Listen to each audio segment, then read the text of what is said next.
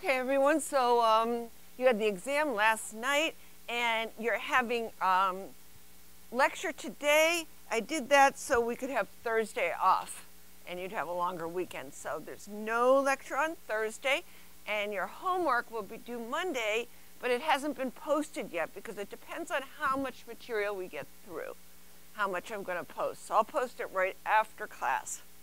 So, and you'll get your, I'm going to grade the exams tonight and post the scores tonight, hopefully by 9. And then, if you want to get your, I'll bring the exams to class on Tuesday. But if you want to get your exams earlier, and for all the online people, you're welcome to come to office hours any time to pick up your exam from 4 to 6 p.m. any day of the week, and you can, starting tomorrow, and you can pick up your exam. If you're in the online class, I will also bring them to exam 2. Since that's the only time I see the online people, I'll bring all your exams to exam 2, or you could pick them up in the lab. So, and I'll post a key too. Now, so we're on chapter 11. And this is the start of the exam 2 material. It's on page 59. And we're going to look at something we've been talking about all along, and that's analysis of variance. Breaking the variability of the y's right here into 2 parts. We've talked about it a lot. We said the variability of the y's can be, and I'll explain exactly what, here's the exact definition of that, can be broken into 2 parts. One that measures the strength of the model, called sum of squares model, and that's basically, we talked about it being R, which is the correlation coefficient, the multiple correlation coefficient, times the variability of the y's, plus r squared plus 1 minus r squared times the variability of the y's, right? And that's a tautology, but it's because r squared plus 1 minus r squared, of course, is 1, and so we can multiply everything through by the variability of the y's. But it's a useful way to break up this scatter around whatever we're trying to predict, to scatter around it into 2 parts. One that is evidence of having a signal of how good our model is, and one is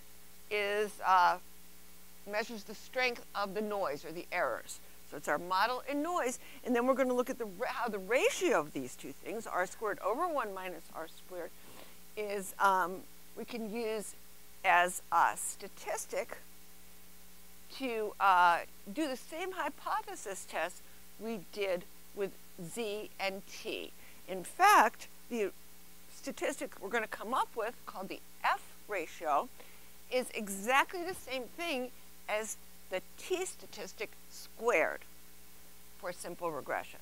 And we're going to look at something called the chi-square statistic, which is exactly the same thing as our z statistic squared. So that's what we're doing. So you might ask, well, for simple regression, why are we even bothering to do this? Because it's another way to get exactly the same p-values for the slope that we can get from the z and t tests. So why are we even bothering to do it? The reason I think it's a good idea to do it now and show how it works in the simplest case is because then you can understand the structure of it more easily and see and understand it better in more complicated cases. Okay? So that's what we're going to be doing today. And then we're going to move on and do it for multiple regression, where we add more variables. And also do it for something when we compare more than just 2 means, but multiple means. More, if we want to compare 3 sample means. All right, so remember that our regression equation is for the population where we get a sample simple regression, an intercept plus a slope times x plus error, right? And that's this is for the population. And so, just to remember what the language is, so you can see what we're doing here, remember that y is just one of our observations, one of our observed y's, right? And y with a little hat over it is our prediction, what the regression line predicts for y. And y bar is the average of all the y's, okay? And so now what we have here, right here, is just the first step towards getting a standard deviation. It's the sum of, so you take the deviations of the observed, right? Your observed y's minus the average. Your deviations from the mean, you square them. That's the first, and sum them up. That's the first step to getting the variance and the standard deviation of y. You just don't divide. If we wanted to get the variance, we'd divide by n, and if we wanted to get the square root, we'd then take the square root. But before you do that, that's called the sum of squares total, abbreviated SST, right? So if you divide by n, it's the variance of y, and if you take the square root of that, it's our old friend, the standard deviation of y. So I'm just calling it the variability of the y's. That first step, when you just sum the squares, take the sum of the squared deviations.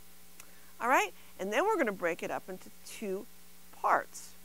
We're going to break it up into the error, right here, and the model. So the error is just, what is the error?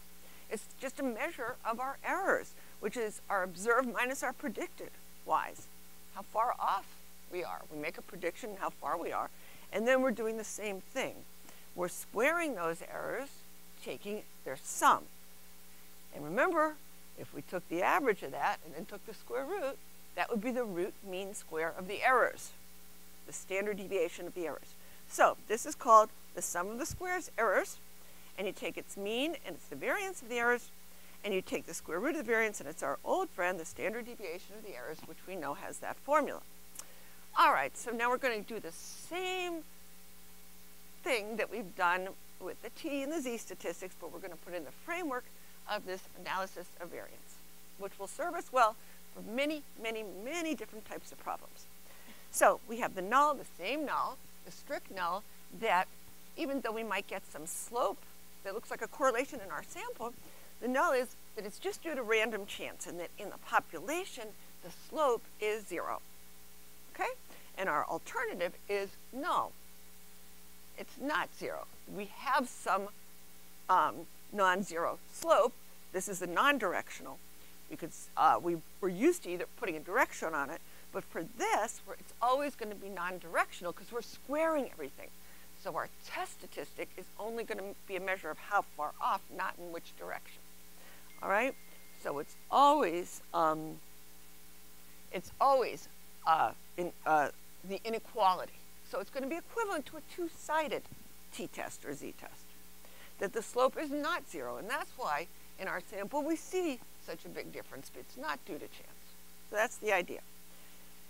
So another way of saying this is, does adding a slope to our model make a better prediction of y than simply just using the average of y? So it's adding this extra parameter, the slope. Is that giving us a better prediction?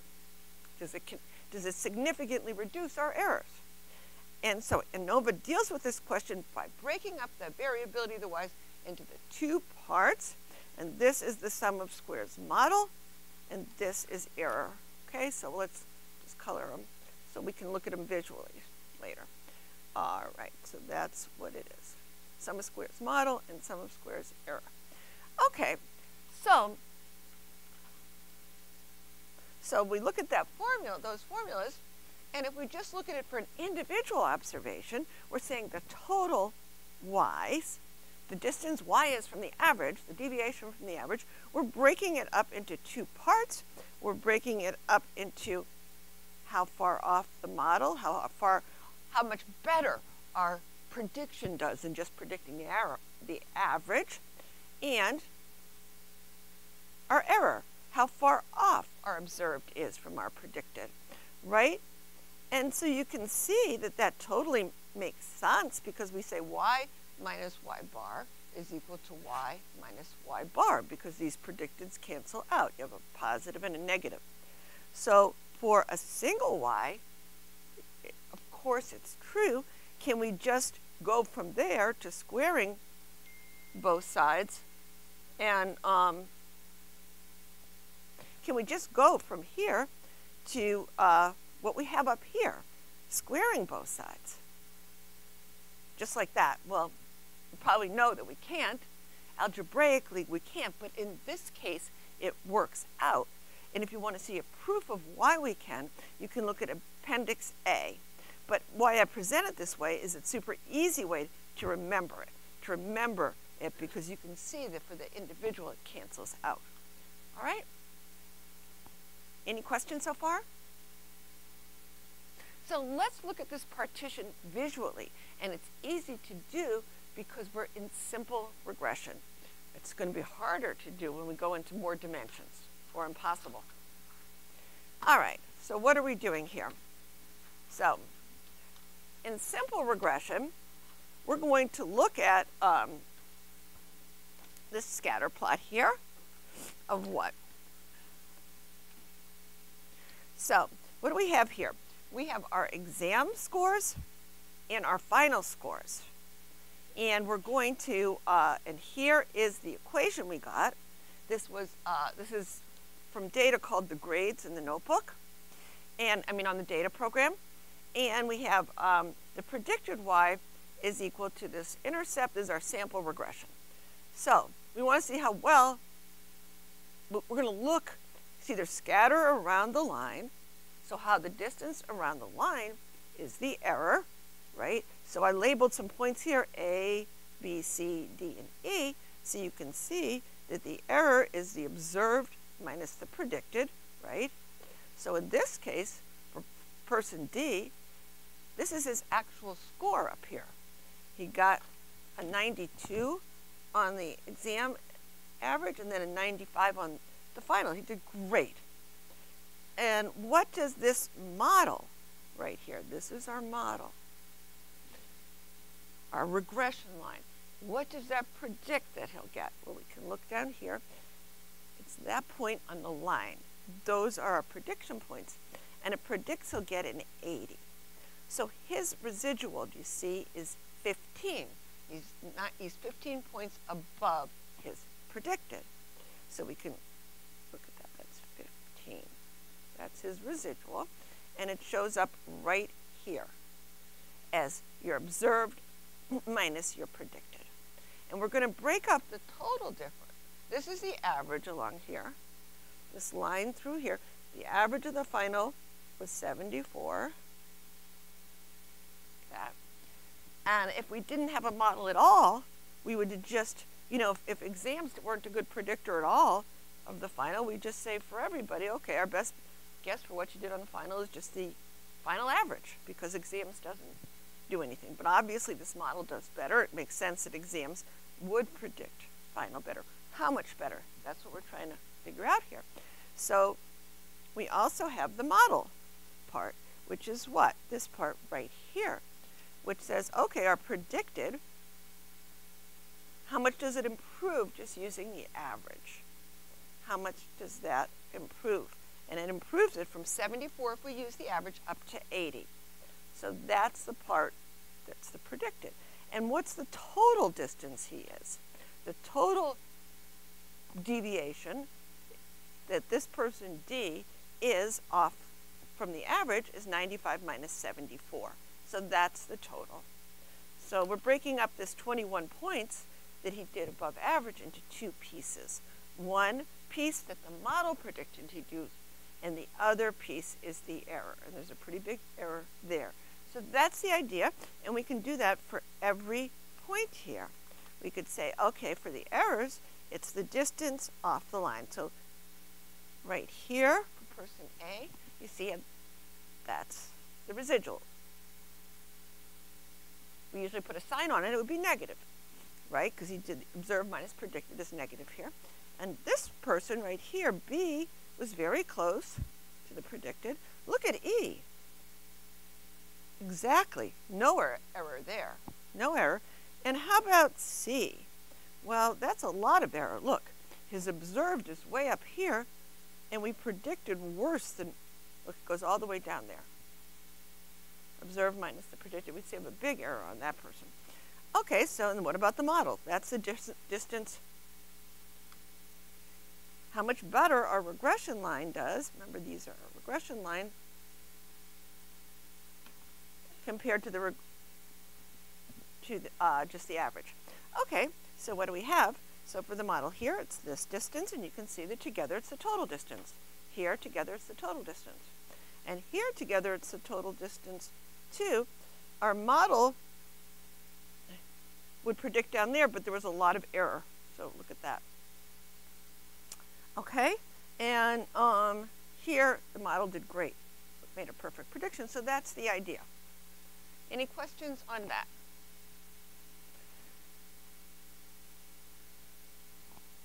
All right, so now what we can do is we can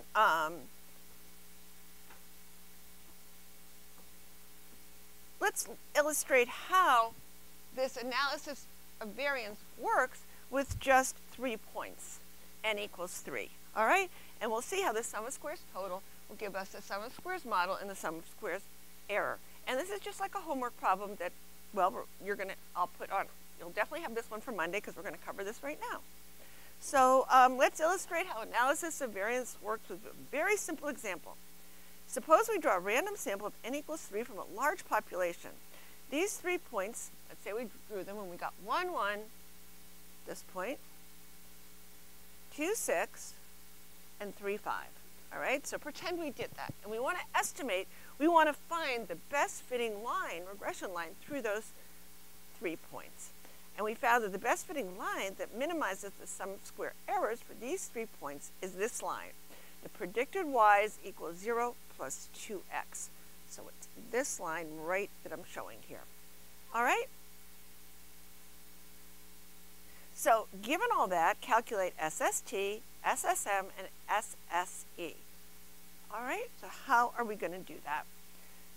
Well, first, what are observed y's? Let's do this first. Our observed y's are given to us right here. They're 1, 1, 6, and 5, right? So that's 1, 6, and 5. That's our observed. What is the average of the y's? Well, we'll have to figure that out. We'll have to say, okay, so y bar, just add those up. 1 plus 6 plus 5 over 3, and we get what? 4. So let's draw a line right here. This is y bar, and it's equal to 4. So all we want to do is subtract that to get the deviations. So 1 minus 4, 6 minus 4, and 5 minus 4. And what does that give us? So 1 minus 4 is negative 3. 6 minus 4 is 2, and 5 minus 4 is 1. Now, the deviations from the average are always going to sum to what? This is a good way to check your work. They're always going to sum to what? 0. And they do here. So, but we want to square, right? But you should check that before you square, they sum to 0. And now we want to square them. So we're going to square each one of them. Okay? So we square each one of them, and we get what? 9, 4, and 1. And we add them up, and this right here, 9 plus 5 is 14, is the sum of squares total. Okay? Now let's look at the next thing. The next thing is going to be the predicted minus 4, minus the averages. So what are our predicted? We have to look here to get our predicted. They're the points on our line. So when x is equal to 1, what do we get? When x is equal to 1, our predicted is 2. And it's this point right here. That's what we observed, and that's our predicted. When x is equal to 2, what do we get? We stick a 2 in there, and you get 0 plus 2 times 2, so you get 4. So it's right here. And when x is equal to 3, we get this point way up here, 6.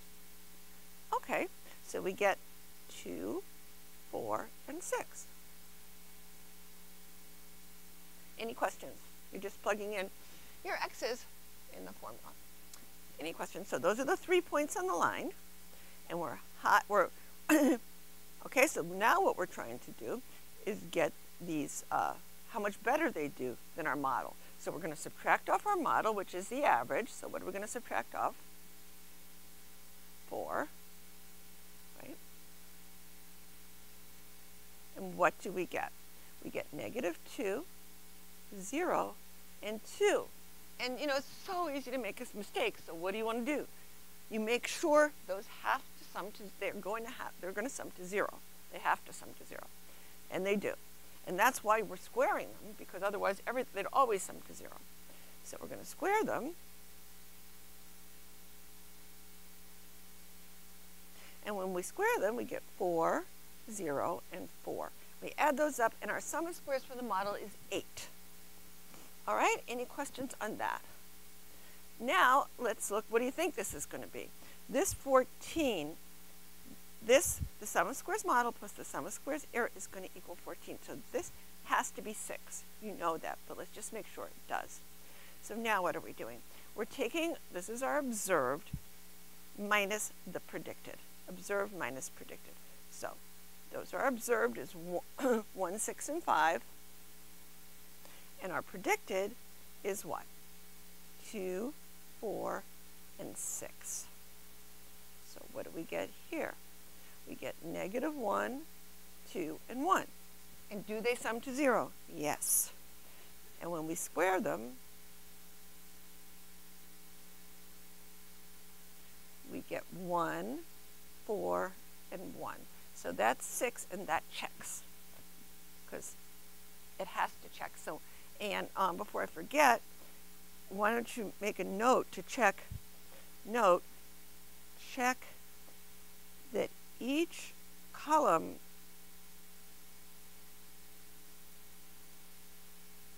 sum is equal to 0 before you square. Like we did, just so you don't make a careless error.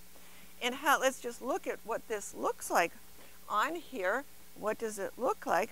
Well, our errors, here's our prediction, here's our observed here. Here's our prediction, there's our error there. And here's our observed minus our prediction there. And where's our model? Our model is going to be the distance the points on the line are from the average. So it looks like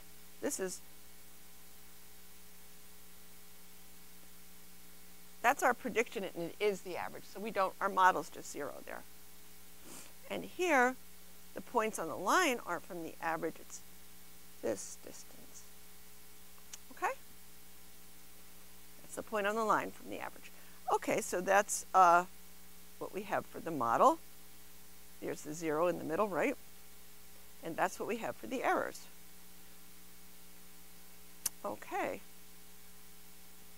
Any questions on that? So now, okay, so now let's put this, what you're going to be doing is this Anova table. You'll see over and over again, and it's a handy way to keep track of what you're doing and to illustrate how the sum of squares are partitioned.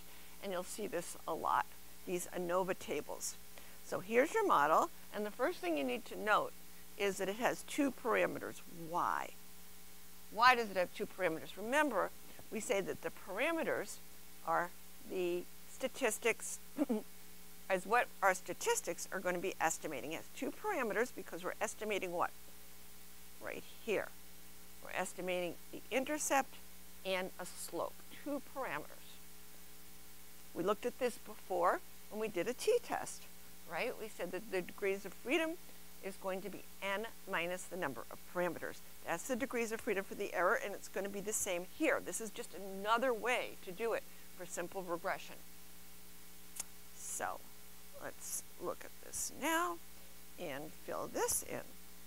All right, so we know, let's just fill it in. We've already done it. Let's just fill it in. So we have the sum of squares total. What's that? That's the 14. And we broke it up into the 8 and 6. And now we're going to get something called the F ratio. We're going to get that from this. So what is the F ratio? It's the relationship between, it's the ratio of the mean square model divided by the mean square error.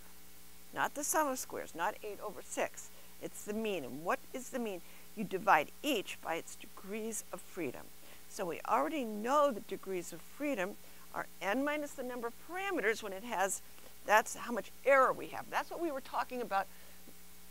It's error around the model. That's what we were talking about when we did the t-test for a slope. When you do the t-test for a mean, it has what? N minus 1 degrees of freedom. And that's right here. Because the overall variability around the mean, you subtract off one parameter. If we were estimating a mean, we would just say what? Y equals, we'd have an average here. We wouldn't have any slope. We'd just take our sample average as the best estimate of our population parameter. We'd only have one n minus 1. So this total's always n minus 1 for all analysis of variance because we're looking at the total variability of the y's around their mean. So this is always n minus 1. And n in this case is only 3. We have 3 points. So this is going to be 3 minus 1, which is equal to 2. Now, here we have 3 points minus 2 parameters, and this is 1 degree of freedom here. And what about, and they sum the degrees of freedom for the model plus the degrees of freedom for the error, sum to the degrees of freedom total. So p minus 1 and n minus p, see the parameters cancel out and you get n minus 1, number of parameters, right? So this is the number of parameters minus 1, and that's equal to 1. So now we're ready to get the means for both and then take their ratio. So the mean square for the model, I'll write, even though it's this, so you'll know that this isn't, it's just because we have 3 points that these are both, this is 1. I mean, this is 1. Okay, so we have 8 over 1, right? And we have, here we have what? 6 over 1. So this right here is called our F ratio. So that's 1.33.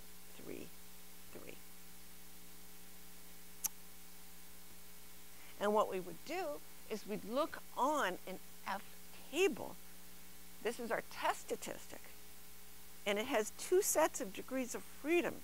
So if we wanted to see whether this was significant, we'd have to look at a table that has it's more complicated because it has 2 sets of degrees of freedom. We can do that. It's going to be at the back of the book here.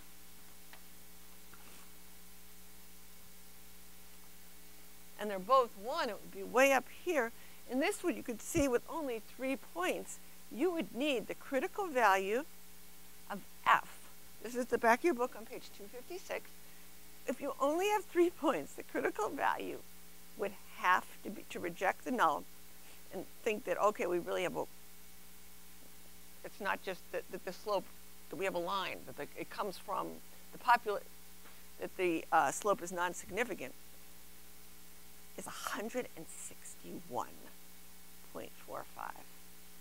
That's because with 3 points, you don't know much, right? You'd have to have a test statistic bigger than that. Okay, so you can't tell. These just look like random points. All right, but that's the idea. Now, any questions so far? Because now we're going to do a more complicated problem with more points.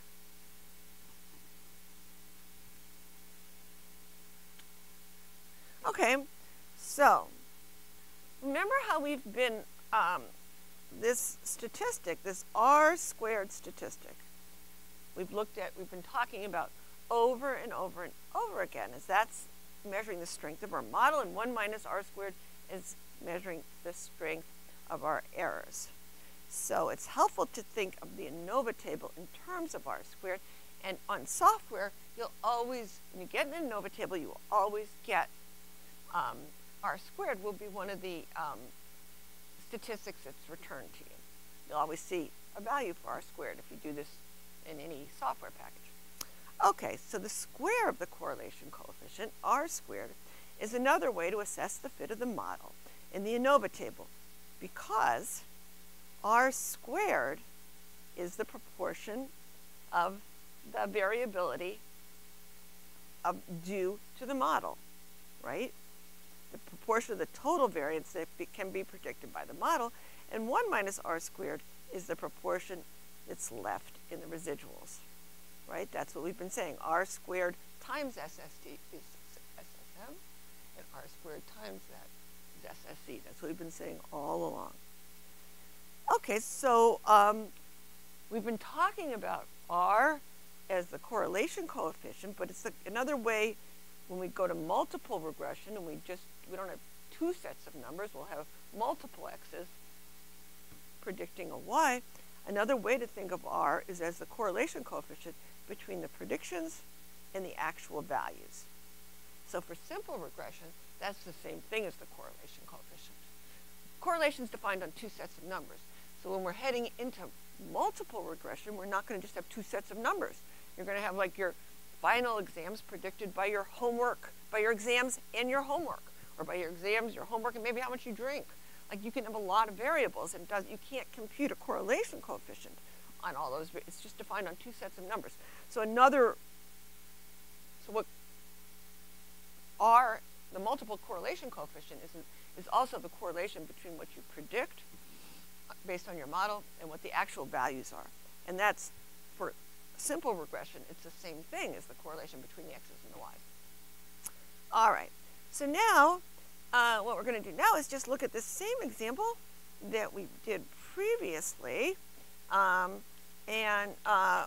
we did, I think it's on page 41. We wanted to see if this correlation that we got of negative 0.2, this little correlation, between drinking and GPA is just due to the luck of the draw, it's just due to chance variability, or if it's big enough, then it would hold up. Remember, we're assuming that we randomly sampled 25, n equals 25. So you have those two statistics. And before we computed a t statistic or a z statistic. But I remember how we did it. You just did it on the exam. You said r divided by the square root of 1 minus r squared times either the square root of n or the square root of n minus 2. Basically, what we've just done is exactly the same thing, except instead of that square root, it's t squared, and it would be t or z squared. Let's see. All right. So, so how is this different? Let's just go through it. So, our slope, again, that's the null. And now this is our alternative. And note that this is different than our t-test, where we can specify a direction. Using Anova, you can't specify a direction. Why? Because they're all squares. You're not going to get any negative statistic. So we'll get twice the p-value we did with the t on page 41. Let's just make sure that's it, that you see what we did. Yeah. So here's what we did. We used these two statistics. And what I'm saying is, basically, the F ratio is exactly the same thing as the square of this. It's r squared over 1 minus r squared times n minus 2. And then we'll see that this z squared is exactly the same thing as what we're going to look at as a chi-square statistic.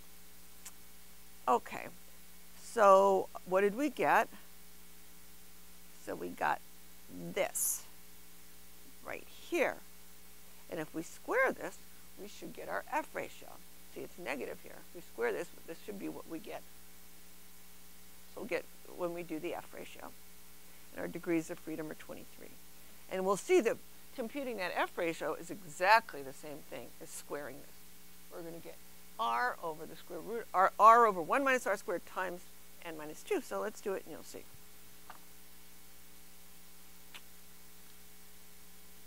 Okay. All right. So, Now, with n equals 25, it would be too time-consuming to do. Can you imagine doing this with 25 points? Does anybody want to do that?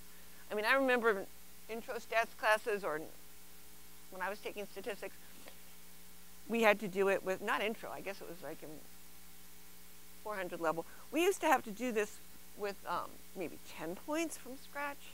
It was so tedious. But I'm not going to make you do it with more than 3. Okay? This is very tedious. And certainly not with 25.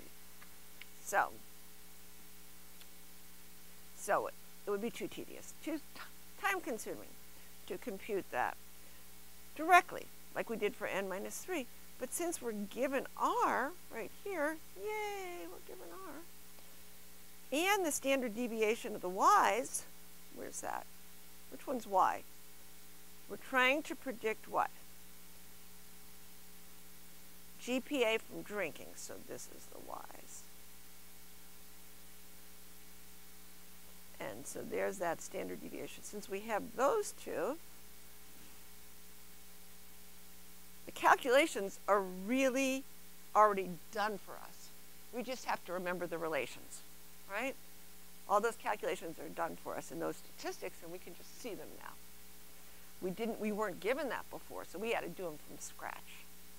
But now that you have that, and you will on your printouts, you can see the relations. All right, and here's our relations. Again, we're dividing up the total variability of the y's into 2 pieces. So we certainly have to figure out what r squared is first. So let's do that. So we know r, and we just square it. So we get r squared. All right, so here we have r squared, which is 0.04. Now how are we going to get, let's put it in here. Okay, now we were told that the standard deviation of the y's is 0.5. And this is the formula for the standard deviation. And we just want to get here, the SST, which is what? It's without the square root and without the n. So let's just square everything, and that will give us the variance. Square this, and then we get 0.25. And then to get rid of the n, we're just going to multiply by n. And so we get 25 times 0.25, and that's our SST. So that's 6.25. All right, so that we can put down here. All right, now we've got that, and how about, what are we going to do here to get the sum of the squares model is 0r squared times 6.25. And that is 0.25. And then 1 minus r squared. What's 1 minus r squared? If r squared is that, 1 minus r squared is 0.96 times 6.25. And that is equal to 6. It's better because those have to add up. All right. And now what are we going to do? Our degrees of freedom. Okay, for the model, just let's remember p minus 1. For the error, it's n minus p. And for total is n minus 1. It has to add up to n minus 1. So those p's cancel out, and you add up to n minus 1. And let's make sure we remember what p is. 2 parameters. It's 2 terms on the right side of the equation. 2 parameters, 2 things we're estimating. An intercept and a slope. That's the number of parameters in our model. Okay? So we have 2 parameters minus 1, so we have 1 for the model. And we're always going to have 1 for the model if you have 1 slope, because you have 2 parameters, right? So it's always going to be 1 for the model in simple linear regression. As soon as we start adding more x's, it's going to increase. And this is n. Now, n is what? Where are we getting n? It's right there. N is 25 minus 2, so that's 23 degrees of freedom. Same as we would if we did the t-test for this. And n minus 1 is 25 minus 1, so it's 24, and they have to add up. Okay, So now we're just going to get the mean squares for both. So we just divide our sum of, this is our sum of squares, and we're going to divide them by our degrees of freedom. So this is just 0.25 divided by 1. Of course, it's just 0.25. And this is 6 divided by 23. So this is about 0.261. And then the ratio of those two, the mean ratio right there, is what's called the F ratio.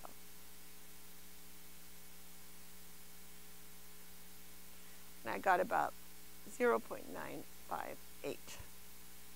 Okay? And you can see it's the same thing as r squared. I don't know if you want me to do this, but can you see it's the same thing as, let's say we took, this is, what are we doing? We're taking the sum of squares model divided by its degrees of freedom. So let's just write it this way, as r squared over SST, right? And this is going to be 1 minus r squared over SST. So, well, I think it'd be too confusing if I mean, I could do it for you here, but I think it's prettier if we do it on the next page. All right, so let's just, so this is our F ratio right here. All right, and now we're going to look at how to look at the curve, okay? So as I said, the F ratio has two sets of degrees of freedom. So, before we check the, okay, so remember what a null hypothesis is, right? You're arguing by contradiction, and you say, suppose we had a slope of 0, how likely would it be to get a sample slope as far away from 0 as we did, just by the luck of the draw? And before we looked at the sampling distribution of the t-statistic under the null to compute p-values, now we're going to look at the sampling distribution of the F ratio. And it's going to always be positive, because F stats are always positive under the null. Now, there's a whole, remember with the t, there was a whole family of curves depending on its degrees of freedom. Well, now it's a whole, F ratio is a whole family of curves depending on two sets of parameters, right? So F ratio follows the F curve with, in the numerator, it depends on how many parameters in your model, right? In our case, it's 1. And in our denominator, it depends on, because it's the mean square error over the mean square error, so mean square model over error. So it depends on how many degrees of freedom in our error, right? So what would it be? Let's say we wanted to check it. So it's going to be, it's going to follow the F's. So what if we want to find the critical value, we'd have to find the critical value of F star with, and here's how we specify which particular F curve we want to look at, by its degrees of freedom in the numerator, which is p minus 1, by that one, and the degrees of freedom in its denominator. So that, you have to look on that particular F curve. And then, to find the critical value, we have to do it at some null cutoff. And the standard one is alpha equals to 0.05. Okay, so let's find that. And that's at the back of the book.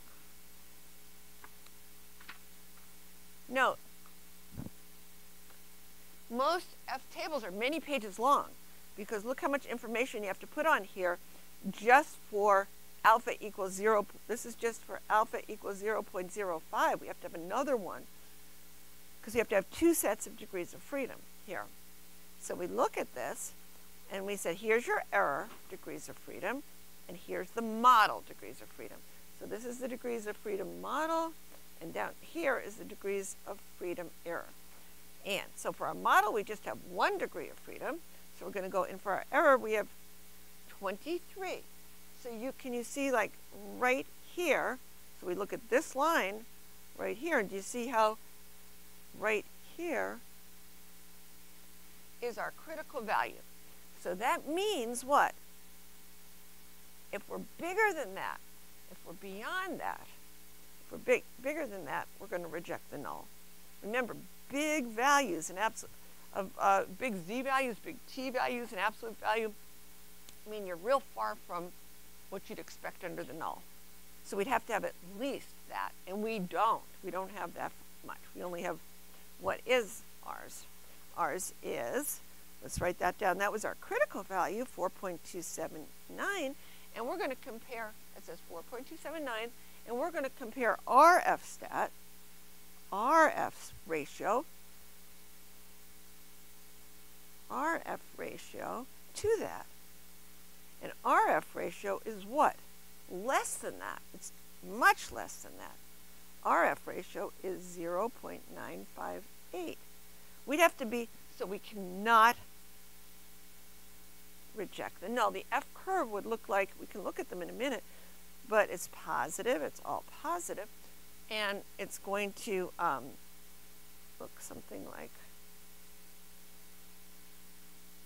keeps getting smaller and smaller and smaller, and we only have, like, this is our f-stat, somewhere here, 0.958, and we'd need one way out here at 4.279, and that would be 5% in the tail. So ours is way up here, so our p-value is going to be really big. Does this make sense? We can't reject the null because just by, this is the distribution of the f-stat under the null. So when nothing's going on, when it's just random 25 points, we're very, this is the probability that we'd see something as big or bigger than that. So find the actual p-value by using the p calculator. So why don't we do that and take a look at it.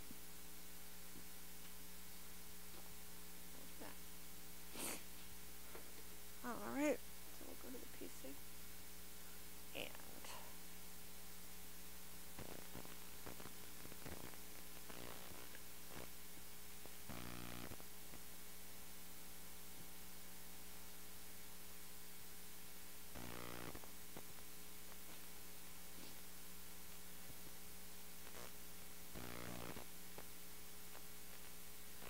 And so let's look at our handy p calculator here, and let's look at the f distribution. Now our degrees of freedom in the numerator is 1. The degrees of freedom in our denominator is 23. And our f-stat is 0.958.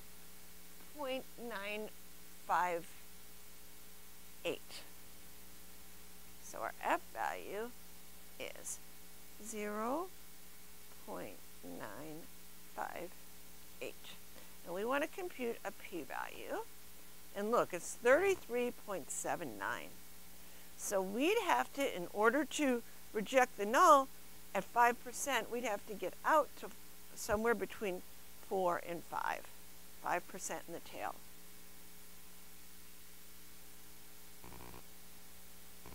The left-hand tail, what does that do? You hardly ever use the left-hand tail unless you're testing whether people are faking their data. Because often when people fake data, they make it much too close to, like, if they'll, they don't understand randomness, so they make it too perfect to what they believe random. So it's often a way to catch people if they're faking their data. That's mostly what it's used for. Any questions on that? Now we're going to compare this to the t. All right? So the t distribution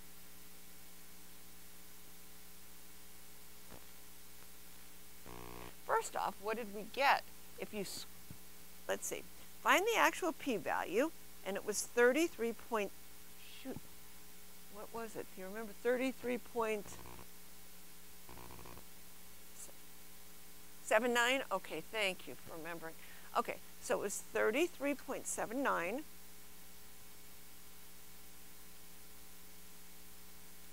And how does this compare to the p-value we, oh, sorry, I'm here back at the document camera, so I have to switch. Sorry about that. Document camera. Okay, so here, I just filled this in.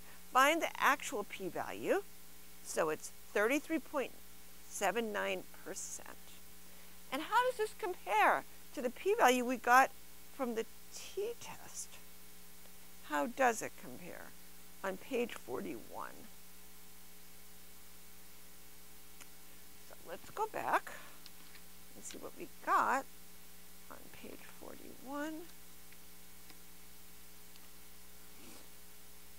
And we got 16.86 because we were just looking at one tail. If we double that, we should get just what we got. If we double that, we get about what we got within rounding error to 33.79. So how does it compare? It's the same as the two-sided t. Okay? The same as the two-sided t, yes. Because why would we have to use the two-sided t? Because this is two-sided. This is, you know what this is doing? Can you see there's no negative values? So it's taking all the, it's changing all the, you can't just do that. You have to do it, you'd have to divide it by 2 because it's taking both sides. It's squaring these. So if you squared all these values, like if you take this, we can do it. But if you, let's see, this is squaring all the values. So think about it. If you square all the values on the t distribution, what's going to happen? Well, our statistic will get squared, and we should get squaring something less than 1, so we'll get, it should come out to that within rounding error. And then all these, if they're between 0 and 1, 0 and -1, and you square them, they're going to become smaller. And this, you know, the ones around 0 will be smaller, so they'll pile up here, right? And the ones way out here will get bigger, so you get this distribution that looks like that. Does that make sense? Good question. So you get a distribution that looks like that. It's the distribution of t squared. Same with the z squared and chi-squared. This is just, for this, it's just true when you have a simple regression, though. All right. Any other questions? So if we square our t statistic, we get the z. And you can see that right here. You know where the best place is? Okay. So let's look at the F ratio right here on the next page. All right. So what are we doing here? When we say the mean square model over the mean square error, what are we doing? We're taking r squared times SST, right? We have our mean square model. We have sum of squares model. I can do it right here. Mean square model over mean square error. And what we're doing is we're taking our sum of squares model over its degrees of freedom, dividing it by our sum of squares error over its degrees of freedom. And the sum of squares model, as you know, is r squared times SST.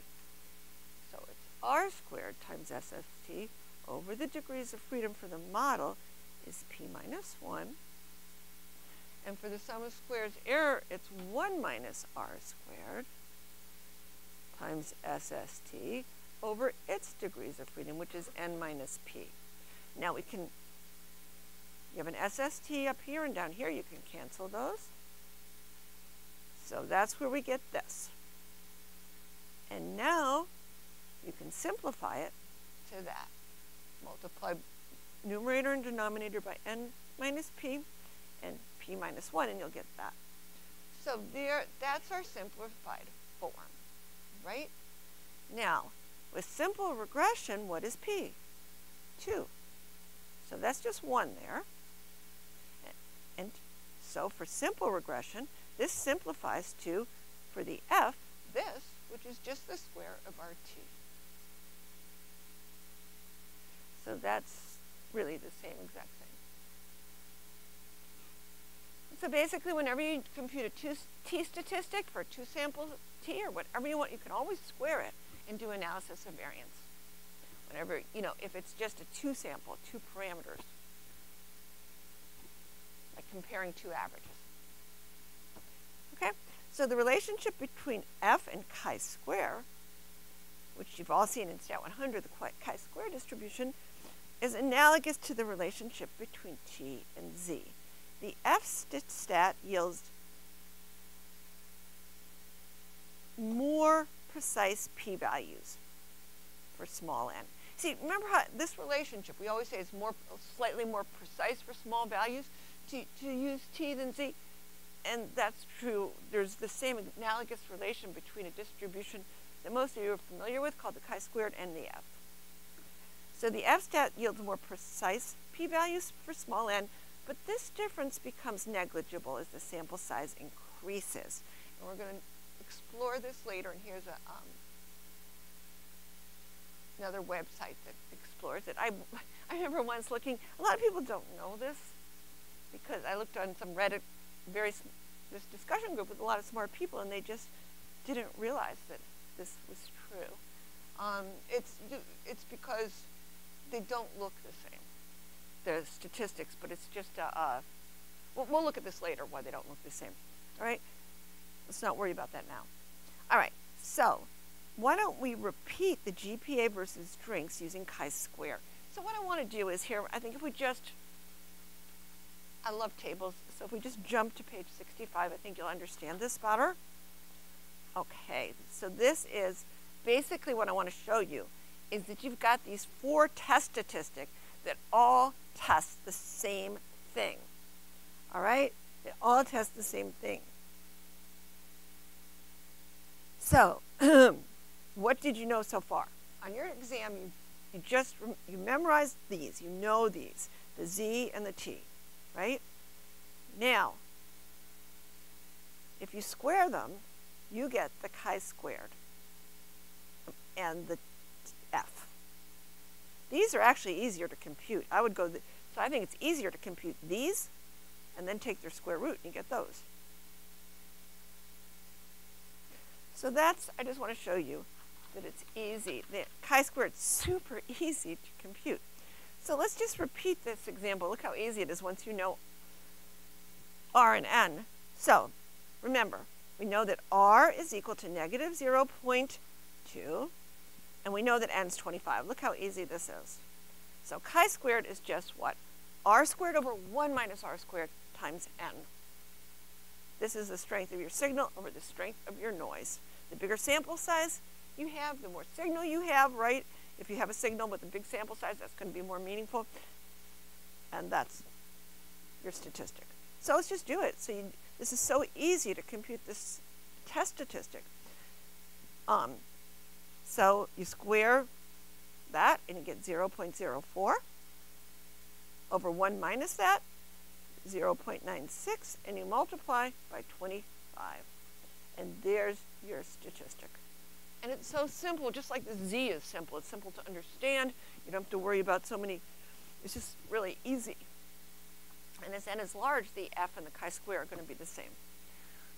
All right, so this statistic is distributed as a chi-squared, and it only has one set of degrees of freedom. The number of parameters minus 1. Okay, 2 parameters in our model, the slope and intercept minus 1. In simple regression, that's just 1. Okay, and so we can look at the chi-squared. So we'll look at the chi-square critical value. We can do the same thing. And now we just have one set of degrees of freedom. It's easier. And we're going to look at alpha equals 0.05.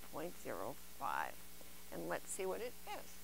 So let's go to our chi-square table. And now, because we don't have to just put alpha equals 0.5 here, because we just have one set of degrees of freedom, so we don't have to use up this whole table with 2 sets. So look, we can have all different p-values here. So now what do we want to look at? Just 1 degree of freedom, and we got 1.04. So it looks like 1.04. So remember, we're a little less than that. As you get smaller, it's going to be bigger. So it looks like we're going to get about the same 33 again, or 33%, or something close to that again, up here, using our chi-square. But at 5%, what is our critical value? It's 3.84. So let's write that down. Let's go back to page 63 and we can write that down. All right. So we have that, and we found out it's 3.84. And our chi-square statistic is much less than that, right? Our chi-square stat right there is way less than that. So again, we cannot reject the null. This could happen easily. I should have written that before. We cannot reject the null.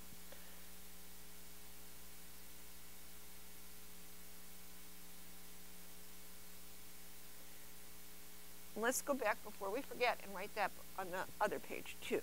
We never had a conclusion. So our F ratio is that, and let's say, so our F ratio, I'm back on this page here.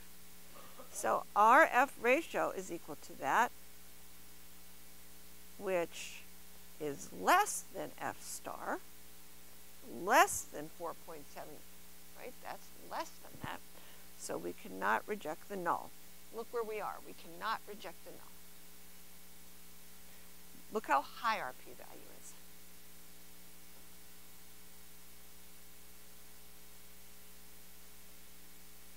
When we directly computed it, it was obvious we can't reject the null. That's more than 5%. All right.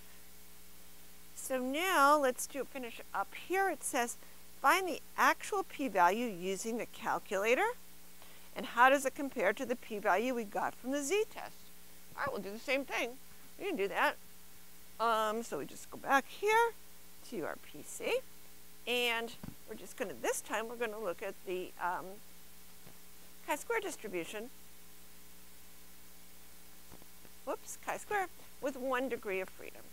So with 1 degree of freedom and 1.04, let's see what we get. 1.04, whoops. Compute our p-value, we should get 30, about a little over 30, and here it is. And again, it's a similar shape. The chi-square distribution is the sum of z squared, and since we only have one parameter here, 1 degree of freedom, 2 parameters, it's exactly the z squared. So if you take our z square curve, just like I showed you with the t, and square everything, between 0 and 1 and negative 0 and 1 are going to bunch up higher, and these will get more spread out, and this is what it looks like. With more degrees of freedom, by the way, I'll just show you what it looks like. With more degrees of freedom, it's going to look really different. Sorry. With more degrees of freedom, I'm just change things here. I'll show you something. It looks like it's normal, and it's centered around its degrees of freedom. Okay. So let's go back to the notebook. We're going to explore that a lot more, the F and chi-square distribution, but for now, I'm sure you're getting exhausted, and I am too. So let's finish up here. So this is 30.74, and let's answer our question. The chi-squared with 1 degree of freedom was 1.04, and that has and you get this, and this is the square of the z that we got before, and it has the same p-value as a 2-sided z, and page 41 you'll see. So let's look at page 41. Page 41, 2-sided z. So let's, because we did both of them side by side. Page 41. So this, you see, when you square this, within rounding error here, you get it exactly. If you did it to enough decimal places, you will get the chi-square statistic, and you double that, and you will get what we got within rounding error. So let's see, any questions Let me see what else we need to do. So you have all the tools to do the ANOVA just using r squared and 1 minus r squared via the chi-squared and f stats instead of the corresponding z and t stats. And this is because the chi-squared distribution is just the distribution of the sum of z squared. Variables in the f distribution plays the analogous role. Okay, and I think that's enough. I think that's all we can absorb. And and I'll post the homework. Okay, so have a great weekend. I'll see you on Tuesday.